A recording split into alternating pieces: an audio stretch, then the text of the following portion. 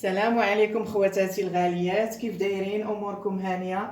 كنتمنىكم تكونوا بصحه جيده وفي احسن الاحوال، وكنتمنىكم تشتركوا بالقناه ديالي. الله يجازيكم بخير، اللي هي قناه فاتي الوصفات الطبيعيه. دعموني بلايكات ديالكم. واليوم بغيت نحضر معكم متتبعاتي واحد الوصفه خطيره لتبييض البشره، سهله ولكن نتيجتها مضمونه وفعاله. متتبعاتي كتعمل على شد البشره وكتنقيها من كل الاوساخ والشوائب.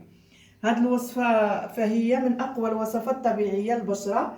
بغيتكم تجربوها ما تعكزوش، وادعيو معايا بالخير. الله يجازيكم بخير. فهاد الوصفه كتكون من 3 مكونات سهله، وكل هاد المكونات كتفتح البشره وكتبيضها. والمكون الرئيسي ديال هاد الوصفه فهو الشوفان. ها هو. فكما كتعرفوا فوائد الشوفان متتبعاتي رائع وممتاز، كيرطب وكيغذي البشره وكيعطيها واحد الاشراقه رائعه، وكذلك فهو مقشر طبيعي للبشره. فنبدا معكم دابا تحضير هذه الوصفه والمكونات ديالها. بسم الله على بركه الله. عندي هنايا معلقه عامره ديال الشوفان مطحون، ها هو صافي، ومعلقه كذلك كبيره عامره ديال الترمس مطحون، ها هو صافي. كما قلت لكم وصفه سهله. غنخلط هاد جوج مكونات بياغورت طبيعي. دابا نبدا معكم متتبعاتي. عندي هنا الشوفان، غنضيف عليه الترمس مطحون، ها هو. نحرك المكونات مع بعضها.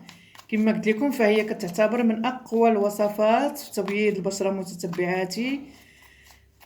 بغيتكم تجربوها، رائعه رائعه. يكونوا جوج معالق كبار متتبعاتي، وحده ديال الشوفان وحده ديال الترمس، يكونوا عامرين، لان غنديروها حتى العنق ديالنا. صافي. نضيف عليها دابا ياغورت طبيعي بشويه بشويه تتجانس ليا المكونات مع بعضها.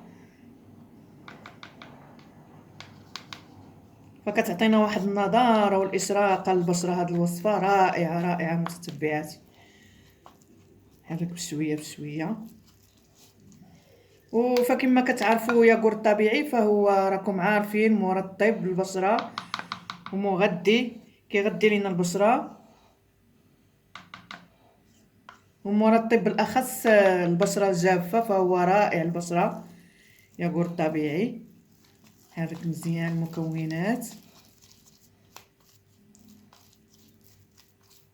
والترمس كذلك متتبعاتي فهو رائع كذلك البشره، فهو بحال الشوفان، تا هو كيوحد لون البشره وكيرطبها وكينظفها من كل الاوساخ. رائع هاد المكونات هاد الوصفه اللي جبت لكم متتبعاتي. الا جربتوها ما تنساوش وعطات معكم نتيجه تخليوا لي شي تعليق زوينه متتبعاتي، ودعموني بلايكات ديالكم. شكرا لكم بزاف. انا حركت مزيان، حرك مزيان متتبعاتي باش نستافد من الوصفه ديالنا. استافدوا من الوصفه كما كنقول لكم في الفيديوهات السابقه. صافي، ها هي عندي واجده. كما قلت لكم متتبعاتي راه من اقوى الوصفات في التبييض.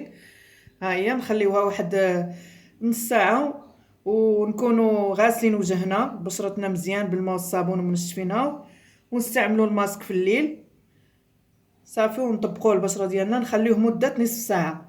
انا شخصيا متتبعاتي كنخليها 6 ساعه، نتوما خليوها نص ساعه وديروها حتى العنق ديالكم بالصحه والراحه. كنتمنىكم فعلا تجربوها، ومن بعد غسلوا البشره ديالكم ونشفوها وديروا كريم مرطب او شي زيت، مثلا زيت ارغان او الزيوت اللي كتستعملوا لبشرتكم بصحتكم وبراحتكم. تسناوني ان شاء الله في وصفات اخرى للحمام المغربي، وما تنساوش تدعموني يا متتبعاتي. شكرا لكم وبسلامه عليكم.